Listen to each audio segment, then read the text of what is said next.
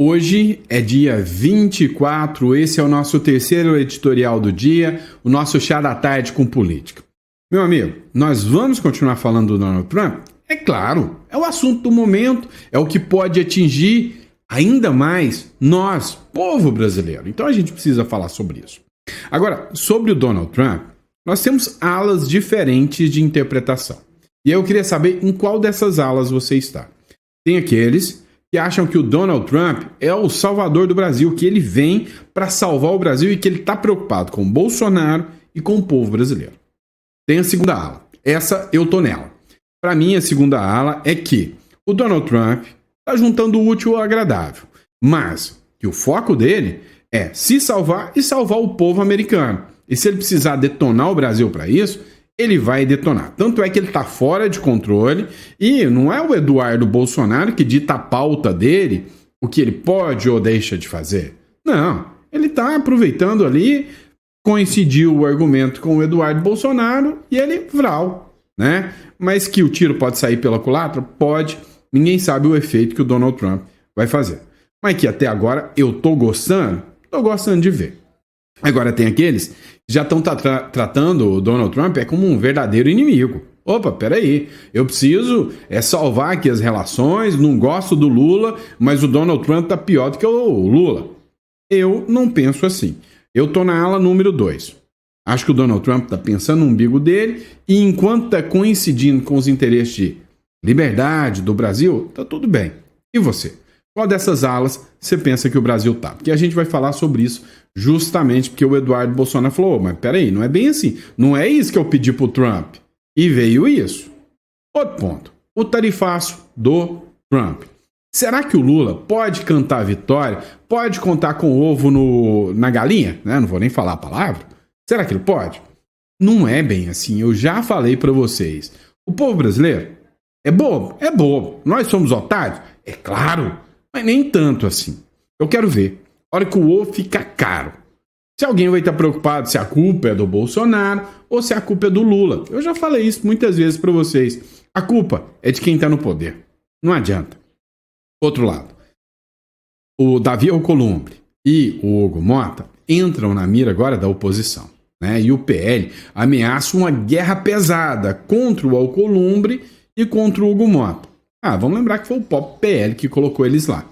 E aí, segundo a análise dos analistas políticos, o Trump, se ele partir para cima do Alcolumbre e do Mota, deu um presentão, foi pro Lula, que vão juntar eles, alinhar eles, né, cada vez mais ao Lula.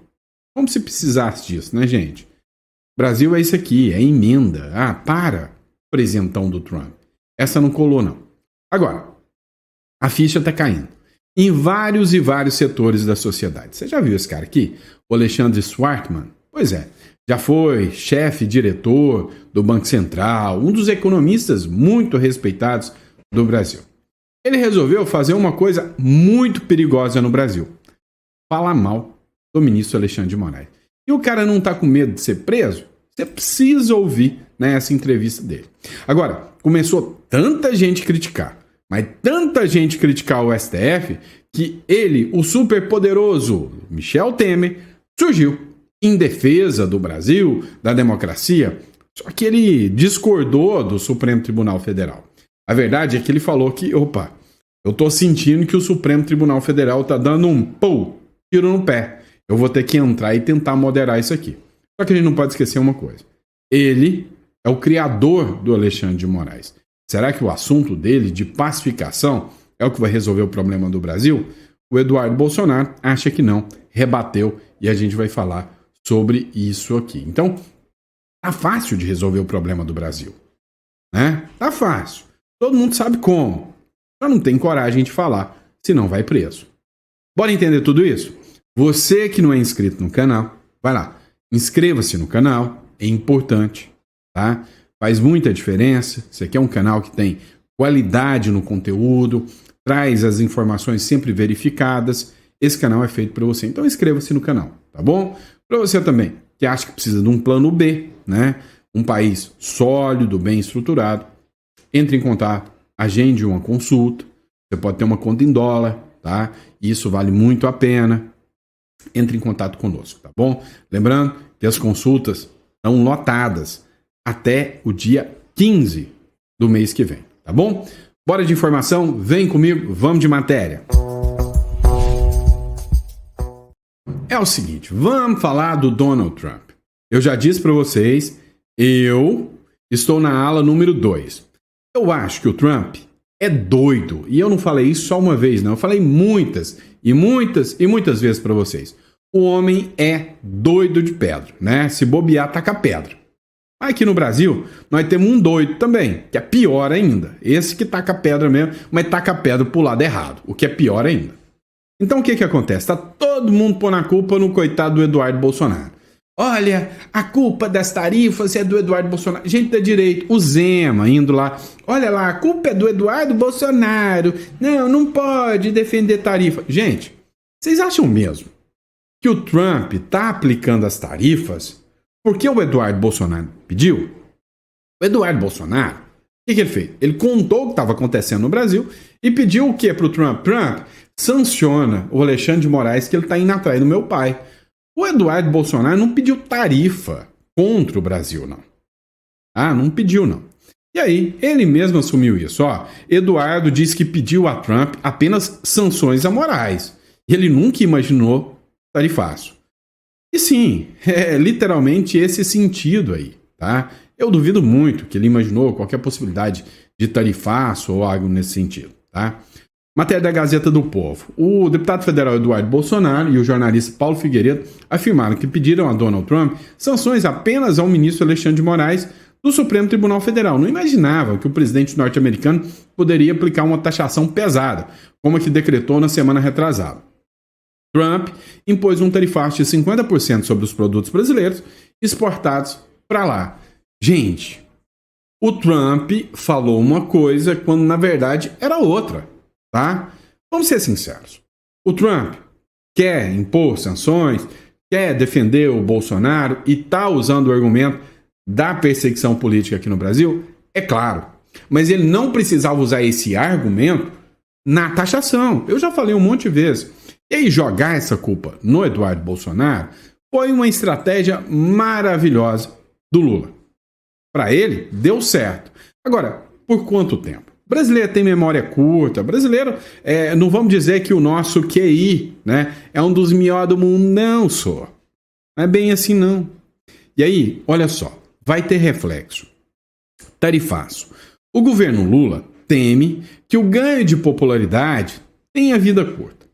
Uma ala mais sensata do governo Lula considera que o ganho de popularidade, tentando jogar a culpa no Bolsonaro pelo tarifaço, não vai colar muito, né? O Eduardo Bolsonaro também deu uma escorregada, deu uma vacilada. Ele, ele viu que o Trump aplicou a tarifaço ali, ele sabe que não é por causa dele, e quis levar o mérito daquilo, só que o mérito virou demérito, né? Então ele falou, não, agora eu tenho que assumir, não foi o que eu queria.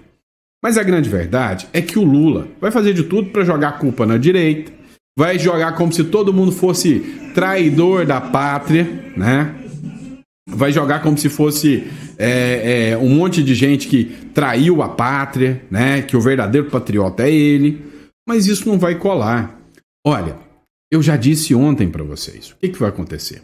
A curto prazo, vai ter uma redução dos preços. Por quê? Porque o excedente que ia ser vendido lá para fora tem que ser vendido aqui. Vai baixar o preço e o Lula vai ficar todo felizão. Só que depois, e eu acredito que muito antes de outubro de 2026, vai faltar coisa. Porque quem ia produzir vai parar de produzir. O que vai acontecer? O preço vai estourar, desemprego, inflação, dólar a 7 conto, gasolina a 8 conto, e aí eu quero ver. Agora, se você aposta que vai ter eleição livre, justa e tranquila, o Lula está com um problemão. Se você não acredita nada disso, ignora tudo que eu falei até agora. Para o Lula, tudo que ele queria era o tarifaço do Trump. Deu certo para ele. E aí tem 8, né? Davi Alcolumbre, Hugo Mota. Quem coloca a mão no fogo por eles? Quem votaria neles aí? Coloca no comentário. Em defesa do Bolsonaro, o partido do Bolsonaro, o PL, ameaçou uma guerra contra o Mota e o Alcolumbre. Ou seja, vão para cima, vão pedir sanções do Trump para ele, o Trump faz se quiser, né? Uma ala do Partido Liberal, do Bolsonaro, ameaça deflagrar uma guerra aberta e literal contra o presidente da Câmara e do Senado, Hugo Mota, e Davi Alcolumbre, que é do União Brasil. Esse grupo, visto como mais radical, segundo o jornal Metrópolis, né, considera tornar os chefes do Legislativo os alvos de campanha de rua e digital que serão travados pela legenda contra as medidas restritivas impostas pelo STF ao ex-presidente. Ou seja, eles vão no campo que eles têm mais força.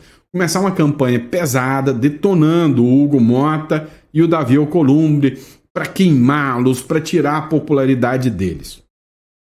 Não vai resolver. Entre nós. Olha só, a operação da Polícia Federal causou muito incômodo. E aí o PL queria dar andamento lá ao exercício, né, do Congresso Nacional. Ou seja, não queria paralisar, não queria recesso parlamentar. O Hugo Mota deu uma rasteira no PL. Não resolveu nada. Não resolveu nada. Então agora eles vão partir para cima contra o Alcolumbre e o Mota. E aí estão falando em caçar, suspender os vistos deles. O Igor Gadelha, ele entende o seguinte: o Trump vai dar um presentão pro Lula se o Hugo Mota e o Alcolumbre entrarem no pacote de sanções. Primeiro começou com os vistos, depois virão a Magnífica. Segundo ele, o governo de Donald Trump vai dar um presentão a Lula caso sancione os atuais presidentes da Câmara e do Senado.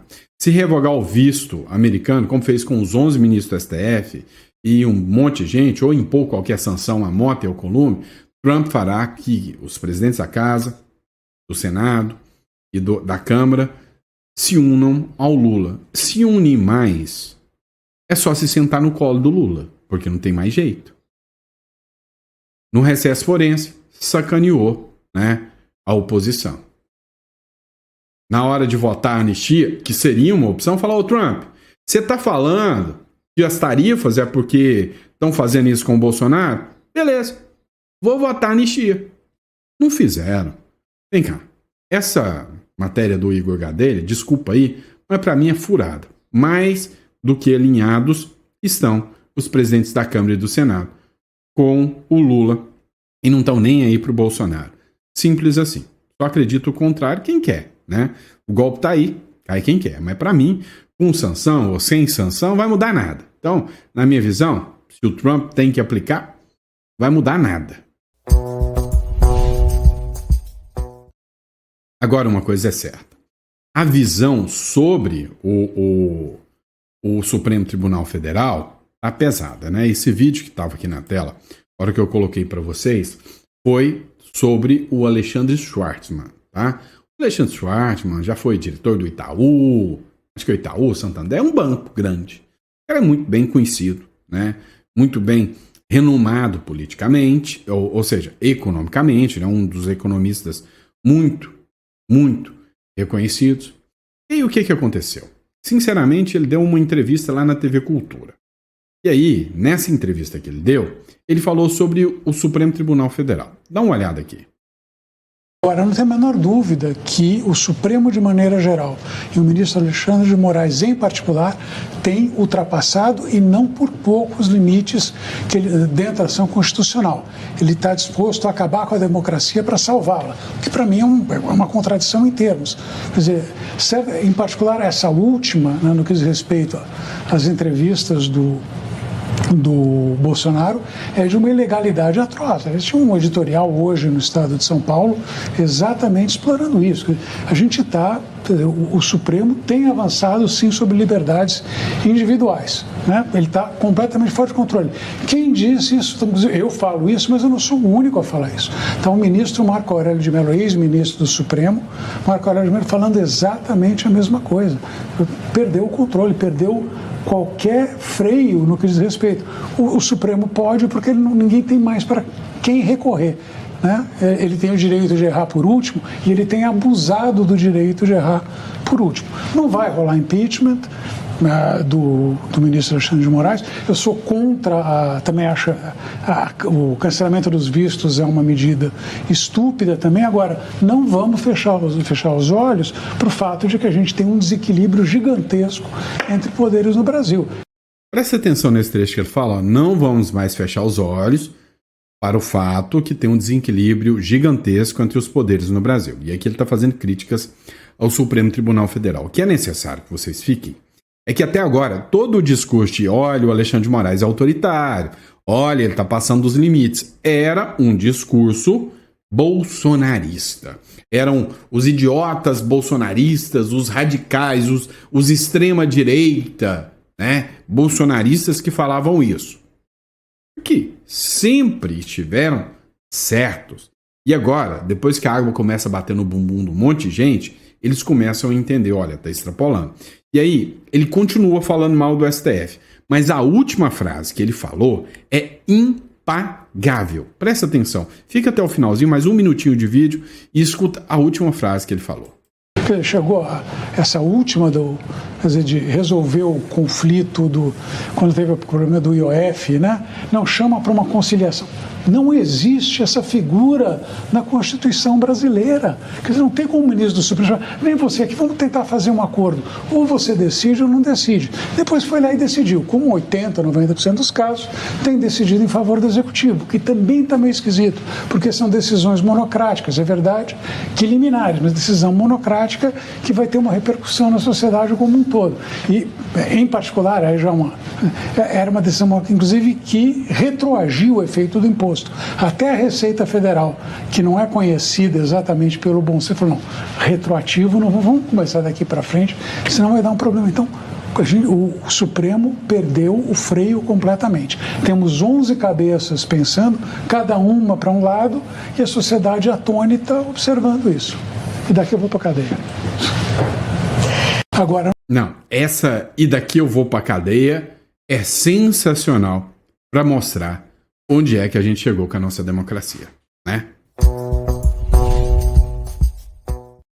E aí depois que as críticas começaram, indo direto ao encontro do Supremo Tribunal Federal, ele, o defensor dos fracos e oprimidos, aparece. E não é o Chapolin Colorado, não. Michel Temer, o próprio criador do Alexandre de Moraes, ou seja, do cargo de ministro do Supremo para o Alexandre de Moraes, veio apaziguar, amenizar, dizendo que o Brasil agora precisa de, consenso, né? Precisa de tranquilidade, pacificação. Escuta só isso, crédito do vídeo do Vinícius Carrion. Muito tempo, sempre pregamos a pacificação do país. Em momentos em que nada parece estar favorável, em que tudo parece se distanciar de uma solução, de estarmos debaixo de uma tempestade, é hora de procurar abrigo no porto seguro do diálogo. Na turbulência, mais do que nunca, é que devemos buscar entendimento, construir consensos, buscar convergências, buscar união, respirar respeito. É isso que mantém a democracia viva e um país soberano. E tudo isso deve começar dentro de casa, para depois atravessar fronteiras. Digo isso profundamente entristecido com a taxação despropositada imposta aos nossos produtos e pela lamentável eliminação de vistos dos ministros da Suprema Corte, o que é injustificável e inadmissível. São inadequações que não se resolvem, contudo, com bravatas, com ameaças, com retruques, com agressões. Resolve-se pelo diálogo que se faz entre nações, especialmente nações parceiras. E o diálogo se faz pelos mais variados meios, pela diplomacia tradicional, pelo contato dos legislativos e, naturalmente, pela interlocução entre os chefes dos respectivos governos. É difícil? No caso, pode ser, mas não pode deixar de ser tentado. Vivemos um momento em que a ação responsável e a experiência não podem ser esquecidas, devem ser praticadas. Em momentos sombrios, sejamos sóbrios. O bom senso e o cálculo estratégico devem prevalecer sem jamais partir para um confronto que transforme a situação em uma espécie de briga de rua, de brasileiros contra brasileiros, de país contra país. Devemos agir e reagir como uma nação livre e soberana que somos, sem excessos de ambas as partes e sempre rigorosamente guiados pelos tratados internacionais e pela nossa Constituição. É o meu desejo. Obrigado e um mundo melhor para todos. Ao longo do tempo. Minha interpretação da fala do Michel Temer foi: ora, o Lula é incompetente para criar um diálogo com o governo Trump. É isso que eu entendi. O Eduardo Bolsonaro rebateu o Temer. Ele disse o seguinte, olha, vamos lá. Eduardo Bolsonaro responde a Temer. Abre aspas, sem anistia não haverá diálogo. O deputado respondeu ontem mesmo, na quarta-feira, né, ao Michel Temer, após ele criticar as últimas atitudes do governo dos Estados Unidos. Né, se bem que em relação ao Brasil, mas pediu diálogo como forma de solucionar o impasse. O Eduardo Bolsonaro reagiu e disse que o primeiro passo para haver diálogo nos Estados Unidos é uma anistia ampla. Afinal, o Temer não ignorou esse fato de que o pedido do Trump é: por que vocês estão perseguindo o Bolsonaro? Ele passou por isso na pele. O Temer publicou esse vídeo aí dizendo que precisa de pacificar e que as medidas, né, são injustificáveis, inadmissíveis e que não devem ser tratadas como bravata ou agressão. Ou seja, chamou o Trump de bravateiro, de agressor. Só que, na prática também, ele chamou o Lula de incompetente. Eu entendi isso, tá? Ele falou que para haver diálogo, não pode ser dessa forma, como uma briga de rua. Já o Eduardo Bolsonaro mandou a resposta, né? Para o Eduardo Bolsonaro, ele respondeu e disse que o regime do Brasil tem que recuar. Ele escreveu o seguinte, abre aspas, para haver diálogo com quem prende velhinhas inocentes, o regime tem que recuar. O primeiro passo é anistia ampla, geral e restrita. Sem isso, não haverá diálogo, fecha aspas. A conta do deputado, ao se referir à série de prisões efetuadas após a invasão de 8 de janeiro dos prédios no Palácio do Planalto e do Congresso Nacional. Entre nós, é assustador, é impactante, na minha visão, como o Brasil ignora que manifestantes tenham sido presos num tribunal que não era competente e tenham pego 17 anos de prisão e tá tudo normal. Para mim, que sou um aplicador do direito, ver o que fizeram com os manifestantes do 8 de janeiro, porque aquilo foi uma manifestação que virou quebradeira, pois é que a gente mais viu na esquerda até hoje. Se a gente viu aquilo e ficou calado, tá, cá entre nós. Você não é omisso, não. Você é um bruta de um isentão cúmplice. Aquilo é um absurdo sem precedentes na história democrática de qualquer país. Aquilo lá não representa a democracia, não. O direito de manifestação é livre e previsto na Constituição. E os excessos têm que ser punidos como tal, seguindo a regra da proporcionalidade, tá? Aquilo ali não seguiu isso, não. Vamos lá. Mas só parece que a imprensa tradicional está acordando para o tamanho do buraco, né? Para o tamanho do problema que ela se enfiou. Tá vendo essa tela preta? Isso aqui que vocês estão vendo é a democracia do Brasil. Tá? Em tempos sombrios. Tá, mas essa publicação aqui é da Bárbara, do Te Atualizei. Ela publicou um pouco, né, o entendimento de que a imprensa acordou, se ligou e percebeu que não vai ter volta se eles não se manifestarem. Escuta esse trechinho aqui. 22 de julho de 2025. O dia que a imprensa percebeu que a democracia brasileira impõe censura. Ou melhor, traduzindo para um português mais formal e mais adequado, o dia que sentiu que a água bateu no bumbum. Me perguntaram ontem, onde é que vai terminar? Senhores, já terminou. Nós estamos vivendo num estado de censura. É um absurdo, porque o STF não pode impedir que a revista Veja. Parte das cautelares, aquelas que determinam impedimento prévio. Impedimento prévio é censura prévia. Ele não vai dizer isso, mas é o que Alexandre de Moraes determinou ao proibir o uso de redes sociais por Jair Bolsonaro. Proibir o ex-presidente de falar me parece um problema, porque na prática você está ali tangenciando a censura prévia. Principalmente sem partir-se como que para uma censura prévia. Isso é incompreensível em um Estado democrático de direito. Jair Bolsonaro ainda não foi condenado no processo que autoriza essa censura, portanto, é o primeiro censurado. E a censura prévia é uma arma da ditadura, não é da democracia. Não tem fumus comissi delicti. Ele não pode falar sobre o próprio processo, então pode censura seletiva agora, Zé? Não, isso daí não tem o menor cabimento. Ou a pessoa pode falar, ou ela não pode falar. Na prática, e eu acho que a postura que o Valdo coloca é correta, ela se configura numa censura prévia. Sim. Não é Bolsonaro quem controla as redes sociais de terceiros. Ele não tem esse poder. Poder que a Constituição não delega a ninguém, nem ao ministro Alexandre de Moraes. E nós estamos assistindo aqui a justiça se transformar em vingança. Eu nunca vi, nem mesmo sob a ditadura, a justiça agir desse modo. Como fica também a liberdade da imprensa de noticiar. Aí dizendo, opa, a imprensa está sendo censurada. A imprensa está censurada há 6 anos. Jornalistas estão banidos do país. Declarar censura prévia a uma figura política, caçar os seus direitos de todas as redes sociais, impedir a comunicação com seu filho. Onde está isso na Constituição brasileira? A assinatura artística é a proibição, é a censura. Pois é, alguma dúvida que já extrapolou todo o limite do inaceitável, né? Me chamou muita atenção. Teve uma publicação de um perfil, né, do centro da política, onde uma repórter hoje se manifestou, tenho certeza. Hoje, a gente torce para que o vídeo não viralize, porque pode, como disse o Alexandre Schwarzman, né, pode nos levar para a cadeia. Dá uma olhada na opinião da jornalista aqui, né, a Isabela Takaki. O que ela falou? Alexandre de Moraes quer controlar as redes sociais de terceiros, de outras pessoas? Ontem eu acompanhei alguns jornalistas mostrarem sua preocupação com a decisão de Alexandre de Moraes de proibir Bolsonaro de dar entrevistas e qualquer manifestação dele ser veiculada em redes sociais. Ou seja, Alexandre de Moraes quer controlar as redes sociais de outras pessoas.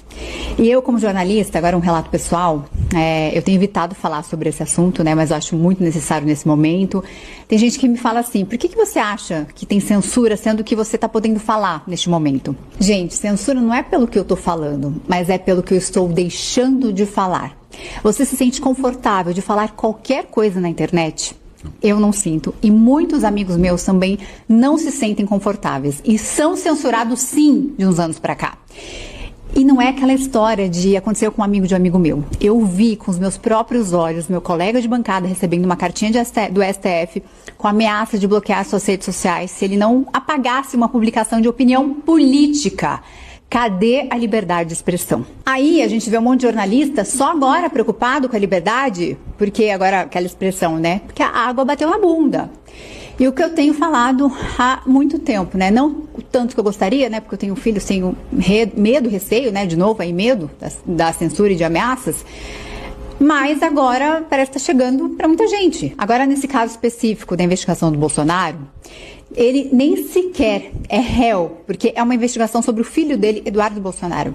E não precisa entender de direito para entender isso. A gente vê aqui um questionamento que diz respeito ao próprio direito de liberdade de imprensa, porque ao dizer que o ex-presidente Bolsonaro não pode dar entrevistas, como é que fica a liberdade de imprensa de noticiar? E nesses dias eu me lembrei muito de algumas citações do ex-ministro da Fazenda, Paulo Guedes, que dizia em entrevistas, em palestras, que em pouco tempo o Brasil viraria uma Argentina e depois viraria uma Venezuela. Eu fiz esse questionamento, essas perguntas para muitos economistas, para as pessoas que eu entrevistava sobre o que eles achavam dessa opinião de Paulo Guedes. Todo mundo falava que era imagina, impossível. Gente, foi assim que começou na Venezuela. Não subestimem. A Venezuela perdeu o Congresso, perdeu elite. Quando a Venezuela começou a ruir, muitos achavam exagero alertar, mas foi rápido. A elite calou, o Congresso perdeu força, a gente viu aí a questão do IOF. A mídia se omitiu, né, que eu acho que é a parte crucial aí, e o povo perdeu a liberdade. Foi aos poucos. Mas talvez seja tarde demais. E quando o medo cala a sociedade, quando o judiciário avança sobre o executivo e o legislativo, a democracia já começou a morrer. Então, para quem ainda não acordou, é hora de acordar. Não é sobre esquerda, sobre direita, é sobre liberdade. Hoje a censura pode não ser com você, mas amanhã será, como já está sendo para muita gente. Vamos lá. Outro ponto que a gente precisa falar, já chegando ao final do nosso vídeo, é que para além do que você pode falar, um mecanismo dos vermelhos, né, do comunismo, é ir atrás do seu patrimônio. Tá? Então, comece a se planejar, a se preparar. É óbvio, vou fazer o meu jabá aqui e dizer para vocês, nosso escritório, né, ele estrutura como você pode internacionalizar. Você vai postar todas as suas fichas no Brasil? Você vai apostar mesmo que o Trump vai ser o grande salvador do Brasil? Então, assim, você precisa entender o que é uma holding, o que é uma offshore, o que é internacionalizar o seu patrimônio, o que é saída fiscal. Isso é muito importante. Seja BVI, seja uma LLC americana. Mas hoje, o melhor caminho para mim, tá, é uma empresa no Uruguai. E se você acha que você já construiu um patrimônio, você precisa se proteger quanto a isso, vamos lá. Entre em contato, clica no link aqui e agende uma consulta sobre holding, sobre offshore e sobre residência uruguaia. A importância de tudo isso. Tá bom? Grande abraço, pessoal. Fica com Deus e eu vejo vocês no próximo editorial. Até daqui a pouco. Eu tô de volta, tá? Com vocês. Grande abraço.